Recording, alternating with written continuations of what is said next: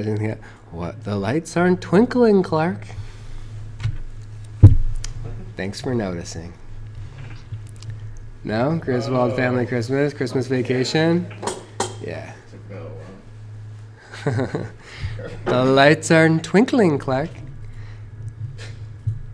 Thanks for noticing. Okay.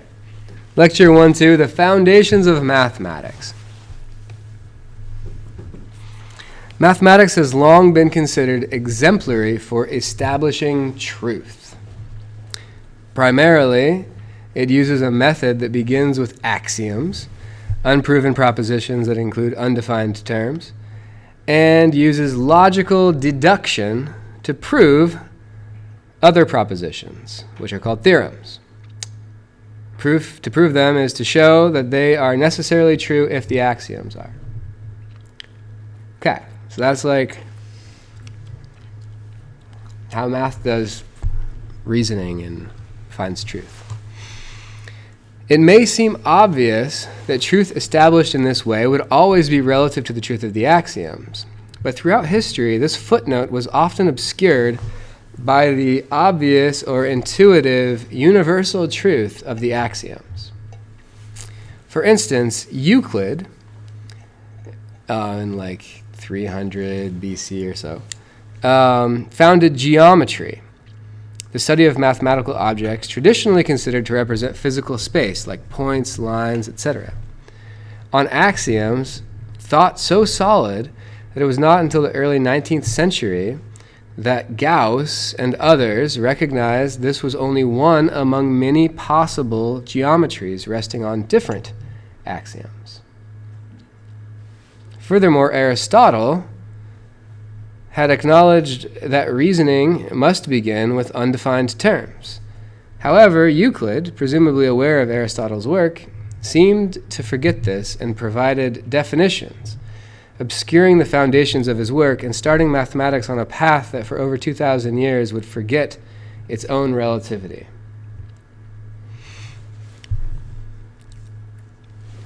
The foundations of Euclid were even shakier than its murky starting point. Several unstated axioms were used in proofs, and some proofs were otherwise erroneous. However, for 2 millennia, the mathematics was seen as the field wherein truth could be established beyond doubt.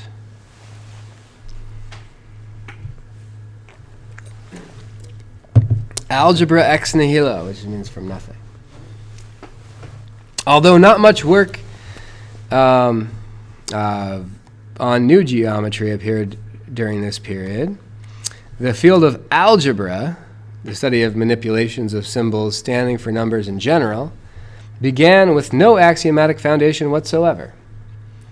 The Greeks had a notion of rational numbers, ratios of natural numbers, the positive integers, and it was known that many solutions to algebraic equations were irrational, could not be expressed as a ratio of integers. But these irrational numbers, like virtually everything else in algebra, were gradually accepted because they were so useful in solving practical problems. They could be approximated by rational numbers, and this seemed good enough. The rules of basic arithmetic were accepted as applying to these and other forms of new numbers that arose in algebraic solutions: negative numbers, imaginary numbers, and complex numbers. Okay, so these didn't really have any foundation at all. They just started showing up in equations, and they were like, at first they were really weirded out by it, and then the next generation was like, well, you know, we could use them, and then the next generation was like, I don't see what's wrong with them. They seem good to me. They work just great. That's kind of how they got accepted, which is, you know, not what you expect from mathematicians. Not to just be like, oh yeah, we got comfortable with it. Like, it doesn't seem weird to us now. The application of mathematics to science. During this time, mathematics was being applied to optics and astronomy. Sir Isaac Newton then built calculus upon algebra, applying it to what is now known as Newtonian mechanics, which was really more the product of Leonard Euler. Calculus introduced its own dubious operations, but the success of mechanics in describing and predicting physical phenomena was astounding. Mathematics was hailed as the language of God, or later, language of nature. The rigorization of mathematics. It was not until Gauss created non-Euclidean geometry, in which Euclid's axioms were shown to be one of many possible axioms compatible with the world, and William Rowan Hamilton created quaternions, a number system in which multiplication is non-communicative, which means that it can't be, like AB is not equal to BA. That it became apparent something was fundamentally wrong with the way truth in mathematics had been understood. This started a period of rigorization in mathematics that set about axiomatizing and proving 19th century mathematics. This including the development of symbolic logic, which aided in the process of deductive reasoning. An aspect of this rigorization is that mathematics came to terms with the axioms that included undefined terms, or came to terms with the fact that axioms included undefined terms. For instance, a point might be such an undefined term in an axiom. A mathematical model is what we create when we attach these undefined terms to objects, which can be anything consistent with the axioms. The system that results from proving theorems would then apply to anything properly described by the axioms. So, two masses might be assigned points in a Euclidean geometric space, from which we could be confident that, for instance, the distance between these masses is the Euclidean norm of the line drawn between the points. It could be said, then, that a point in a Euclidean geometry is implicitly defined by its axioms and theorems, and nothing else. That is, mathematical objects are not inherently tied to the physical objects to which we tend to apply them. Euclidean geometry is not the study of physical space, as it was long considered. It is the study of the objects implicitly defined by its axioms and theorems.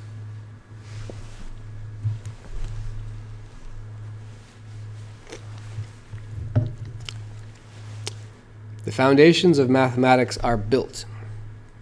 The building of the modern foundations of mathematics began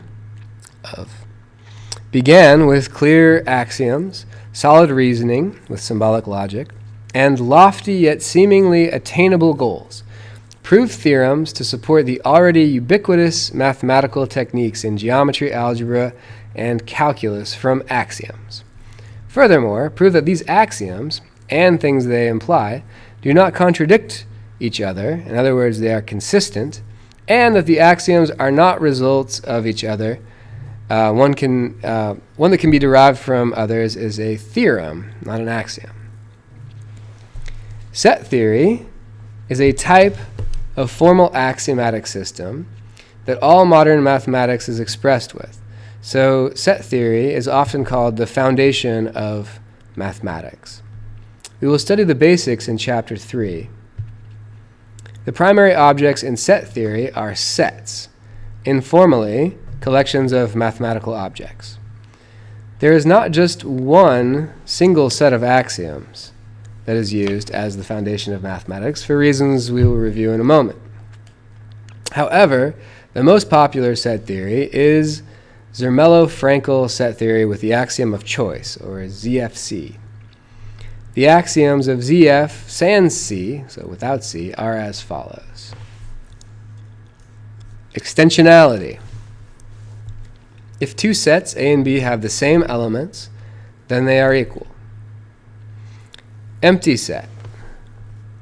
There exists a set denoted by the empty set symbol and called the empty set, which has no elements.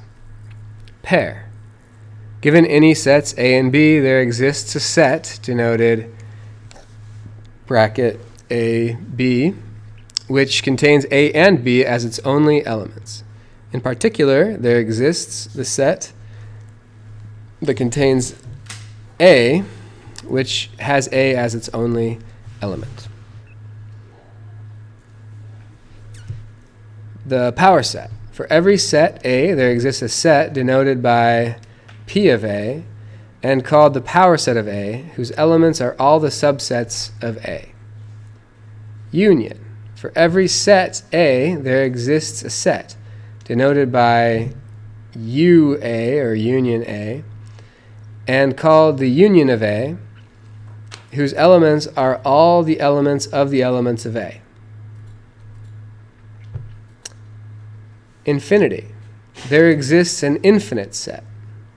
In particular, there exists a set Z that contains the empty set and such that if A is an element of Z, then the union of A and the set that contains only A is in Z. Separation. They get a little more subtle as we go. Separation. For every set A and every given property, there is a set containing exactly the elements of A that have that property. A property is given by a formula phi of the first order language of set theory. First order language is a symbolic logic concept. I'm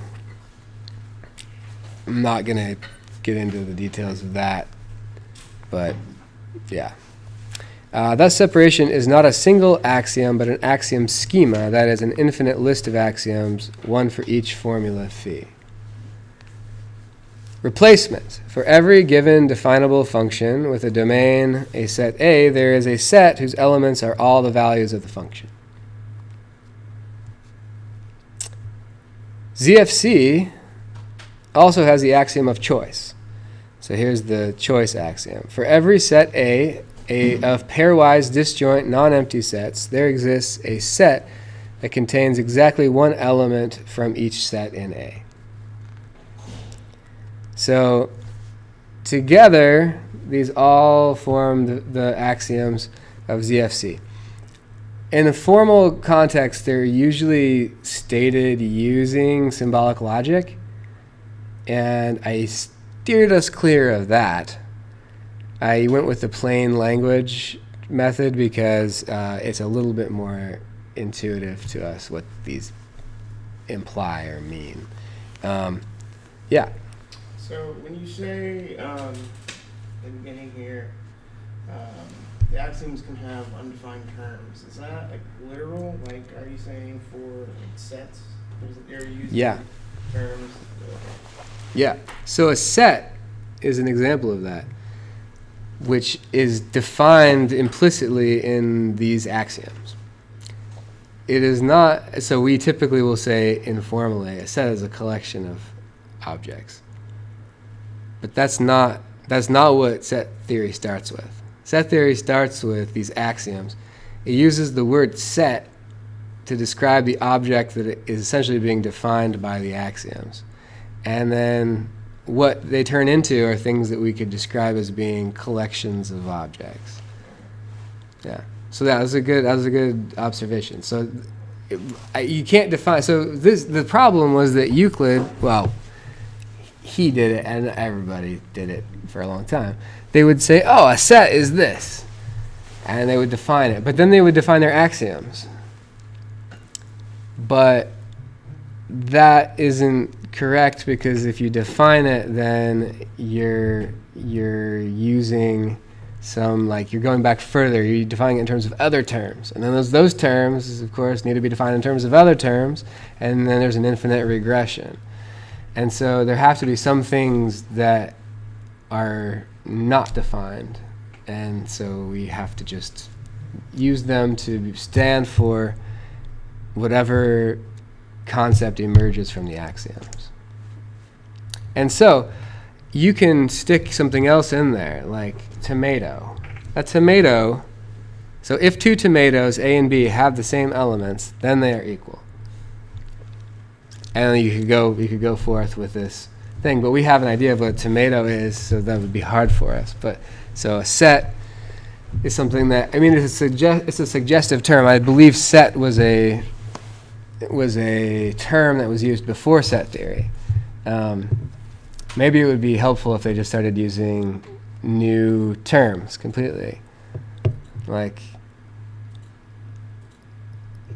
a Zabagook. So is it then required to define it in a theorem then? Well, you could just use you could say a set, which has definition only in terms of what the axioms say. But then a theorem is going to establish something that's not explicit in the axioms.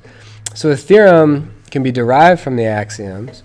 So if you prove the theorem, you've derived it from the axioms using a deductive thing. Like this implies that, which implies this, which implies this theorem. And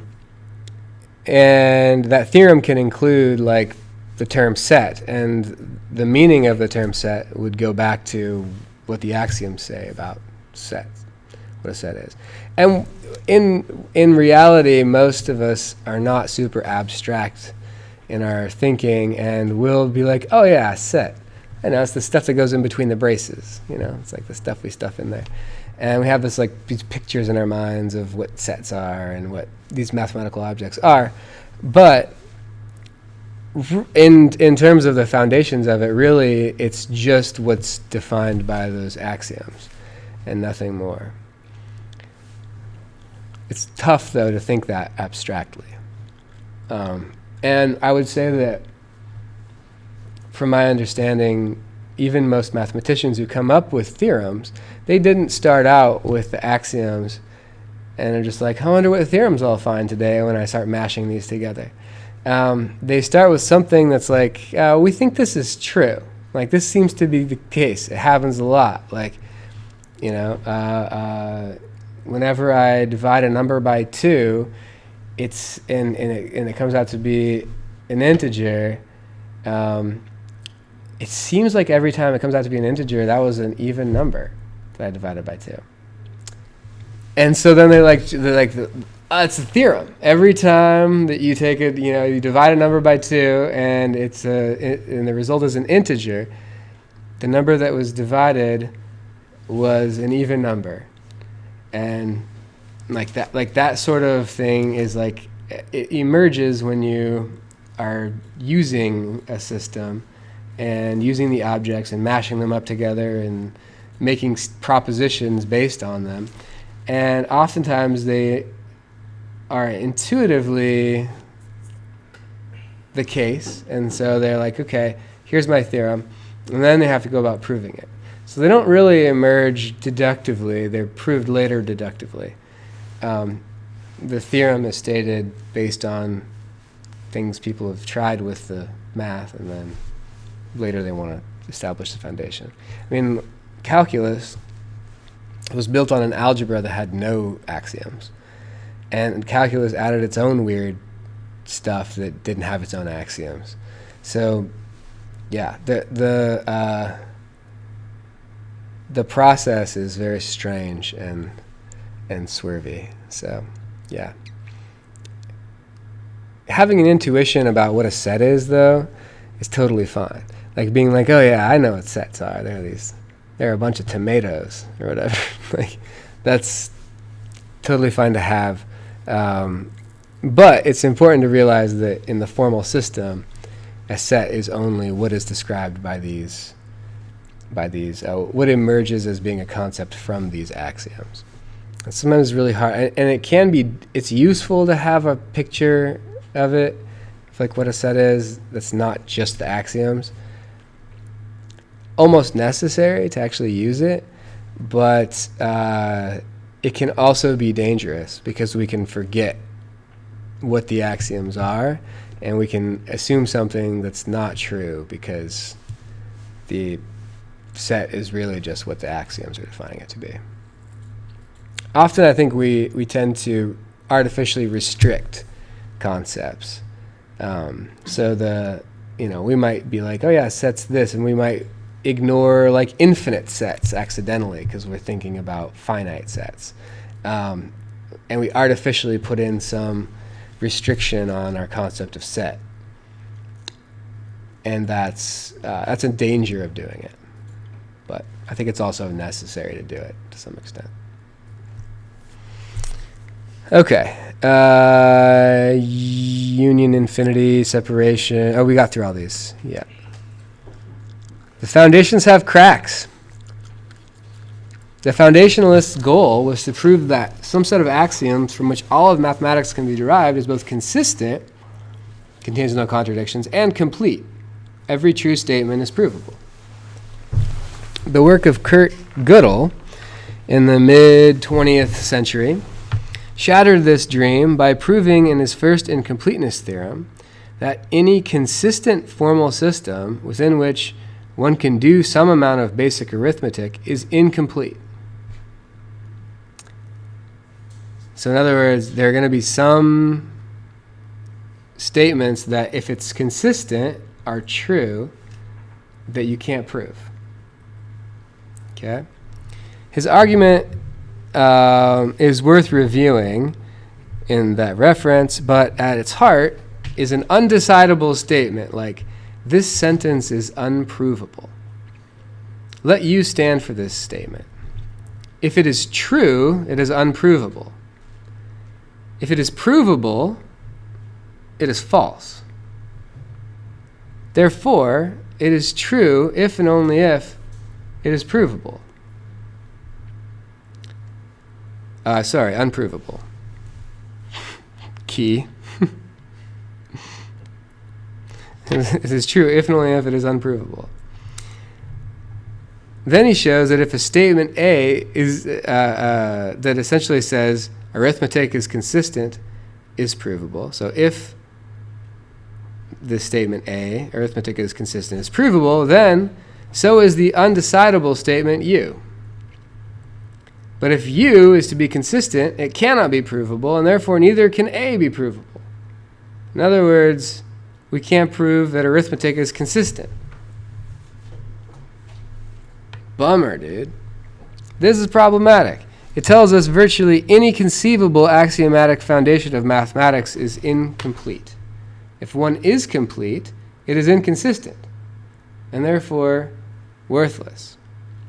One problem this introduces is that a true theorem may be impossible to prove. But it turns out we can never know that in advance of its proof if it is in fact provable. So we could work on proving some theorem forever, and it might just literally be impossible. It might be undecidable. And we can't know that in advance. Such a bummer. So that sucks. But it gets worse. Gödel's second incompleteness theorem shows that such systems cannot even be shown to be consistent. This means at any moment, someone could find an inconsistency in mathematics, and not only would we lose some of the theorems, we would lose them all. This is because, by what is called the material implication, if one contradiction can be found, every proposition can be proven from it. And if this is the case, all even proven theorems in the system would be suspect, because you proved something. You could prove anything in this system, it turns out, if it's not consistent. And so this is still the case. So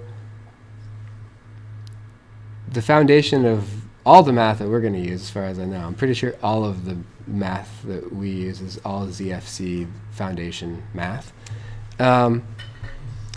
Somebody tomorrow could find a contradiction that's implied by the axioms of ZFC. If that happens, all the proofs that we have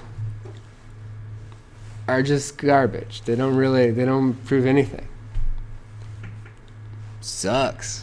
That sucks. And that would, it would suck for us as engineers, but imagine how much it would suck for some career mathematician who's worked his entire life and or some grad student who's hey, I've been working on this thesis for 10 years, and now it not only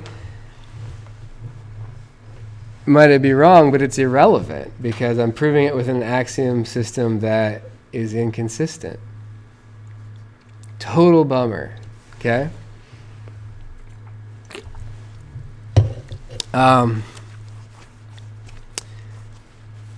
Even though no contradiction has yet appeared in ZFC, its axiom of choice, which is required for the proof of most of what has thus far been proven, generates the Binaca-Tarski paradox that says a sphere of diameter x can be partitioned into a finite number of pieces and recombined to form two spheres of diameter x.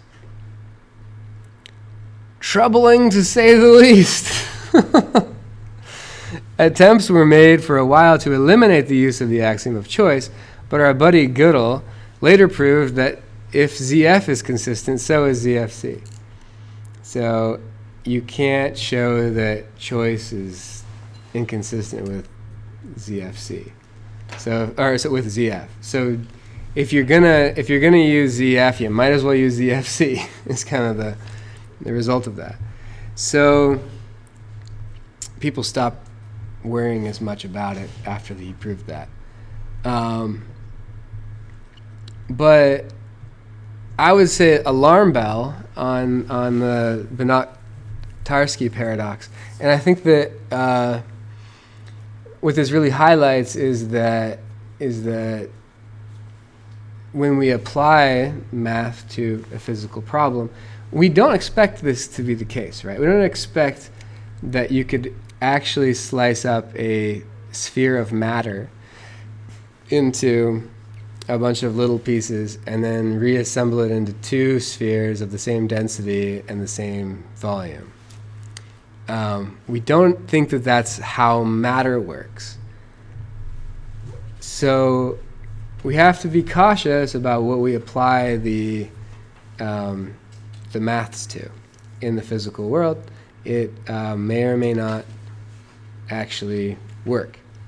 But if you think about it, that's always been true, because even before we had the dream of having the axiomatic system and proving consistency and all that, and we didn't have this paradox show up in ZFC,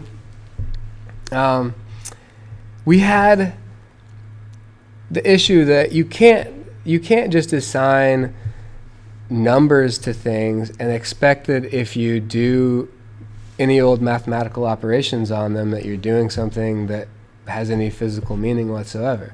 So you can't add doors and chairs together and get something that's you're not going to get window out of it. You're not going to get, it's okay, yeah, it's a weird thing. There are lots of things that you can just assign math to and do operations with that don't have any physical meaning to them. So it's not really surprising at the end of the day that you have to be careful about what you apply math to. But it's also important to realize that it's a dream, that we could ever get complete consistency and know that that's the case. So we either we know the consistency question, which is to say we know that it's not consistent, or we don't know and we're hoping that it's consistent, which is what we have with ZFC. So, good times on that. Mathematics is considered empirical. So, since its inception, mathematics has been applied extensively to modeling the world. Despite its cracked foundations, it has striking utility. Many recent leading minds of mathematics, philosophy, and science suggest we treat mathematics as empirical, like any science, subject to its success in describing and predicting events in the world. As Klein summarizes, the upshot is that sound mathematics must be determined not by any one foundation, which may someday prove to be right. The correctness of mathematics must be judged by its application to the physical world. Mathematics is an empirical science, much as Newtonian mechanics. It is correct only to the extent that it works, and when it does not, it must be modified. It is not a priori knowledge, even though it was so regarded for 2,000 years. It is not absolute or unchangeable. This is a mathematician talking. And he's in good company. A lot of mathematicians and scientists have this view of, and philosophers have this view of mathematics. His is maybe a little extreme. Calling it an empirical science is maybe not how a lot of mathematicians would characterize it, but at the end of the day, I think they would agree with his general point. Yeah. So when you say one tomato plus one tomato equal two tomato, it's empirical, not really, it's not at all. Because no tomato are equal in exactly the same way, right? Right, yeah. Yeah. There's a good example of this. God, I can't think of one right now, though.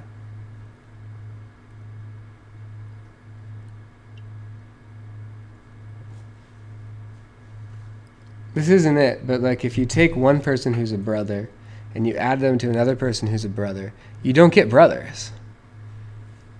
Okay? They're not brothers to each other at that point. That's more of a logic one that has to do with like sets and relations, but it's there are things that in the world. There's some really good examples, and I can't think of one right now. I wish I could. Of things that if you add one to another, you don't get two of the thing.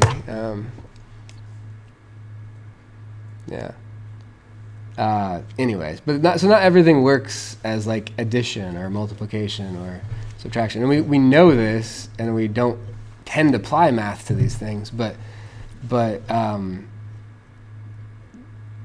it's important to recognize that we don't do that, and we don't apply math to certain things, and that is certain mathematical operations don't make sense for certain things in the world, and that is an important thing to realize. Now, what would you say Klein's? I put this up here because I thought it was a really interesting way of putting it. But what do you guys think Klein's theory of truth is?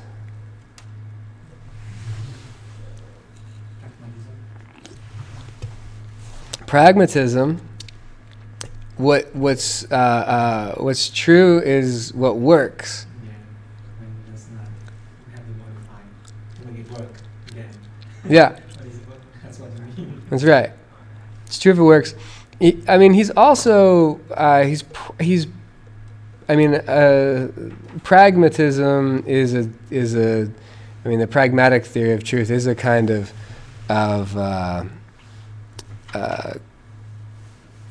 not correlationism. What's the first one called again? Correspondence. There we go. It's a type of correspondence theory, but he's saying like it should correspond to the math, to the world, right?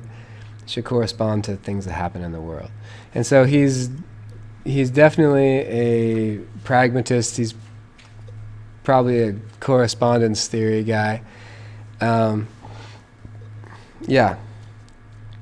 Which is pretty standard stuff for a lot of scientists and engineers. A lot of pragmatists, a lot of realist correspondence pragmatists in engineering.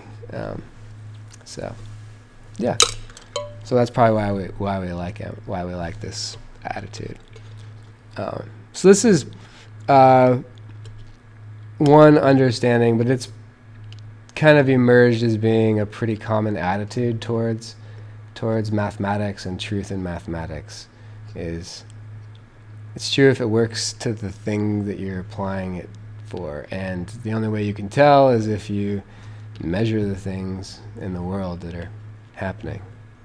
So kind of always come back to measurement, even in mathematics, and in engineering and in science.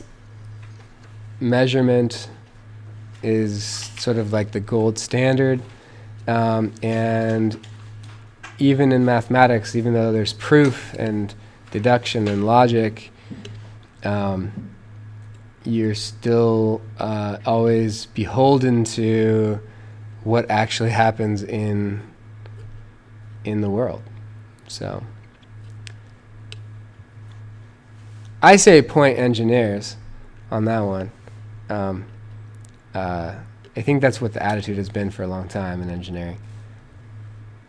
Finally, the mathematicians are catching up. No, I'm just kidding. You don't get a lot of chances to put one over on a mathematician, so I'm going to take this opportunity. No, I think it's very fascinating to look at the foundations, and I actually think that studying the foundations, in the logic that they work with is really fascinating.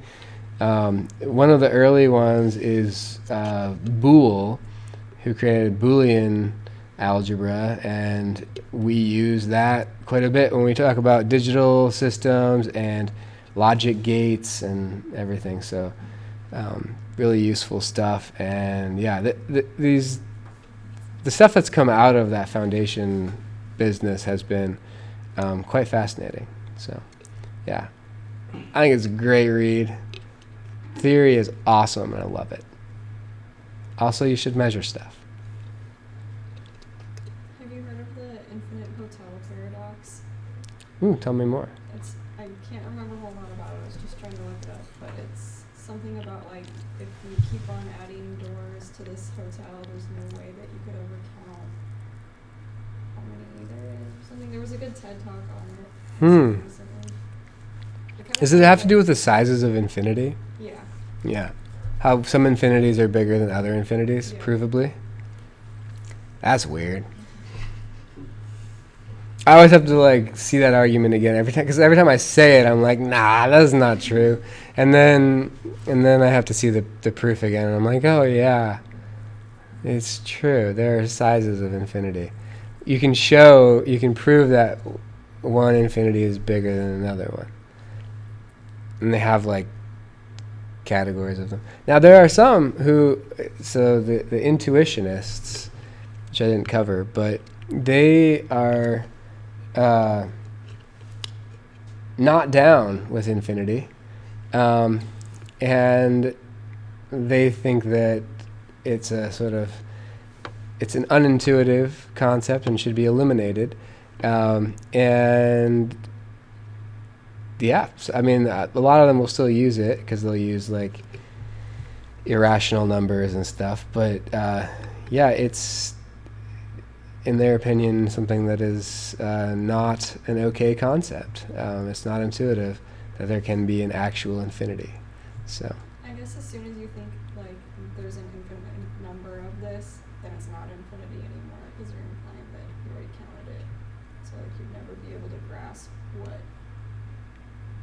infinity really is because you're like it's really big, but then it's not infinity anymore.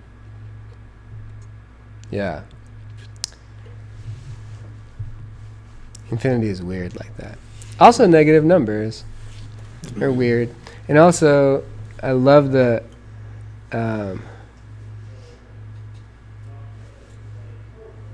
there's a, oh god, I'm gonna look it up because it's too good to botch.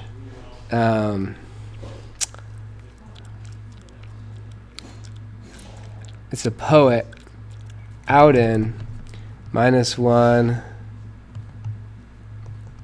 times -1. Let's see if I can find it.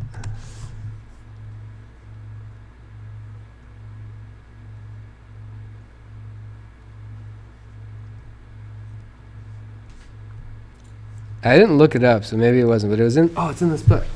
Time out. I'll find it. This is a poem. It's great.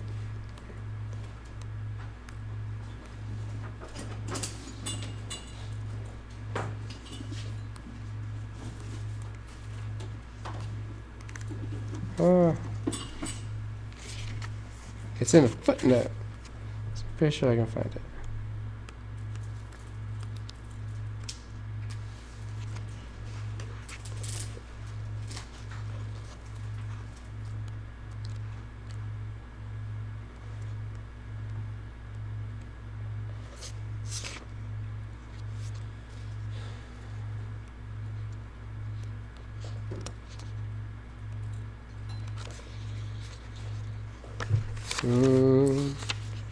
This is one of the ones I should just commit to memory. It's so good. I don't think it would show up in the index or but I thought Google would help me here. Oh, yes. Okay. Auden said, minus times minus is plus. The reason for this we need not discuss. And people have had a big problem with that. Why is negative times negative positive? For a very long time, there was no reason for that. There was no justification for these things. But yeah, I mean, I think nowadays there is someone who could answer that question. But it's very weird. It's very weird. Minus times minus, and then they just came up with that rule because it was gave them consistency in the algebraic equations they were solving, essentially. But yeah, good times. Love the math stuff. Good old incompleteness theorems are really fun. I recommend looking into some of these. This is the Klein book, so this is the guy who that last quote is from. But there are a lot of really good, even just free internet resources on this stuff. The Stanford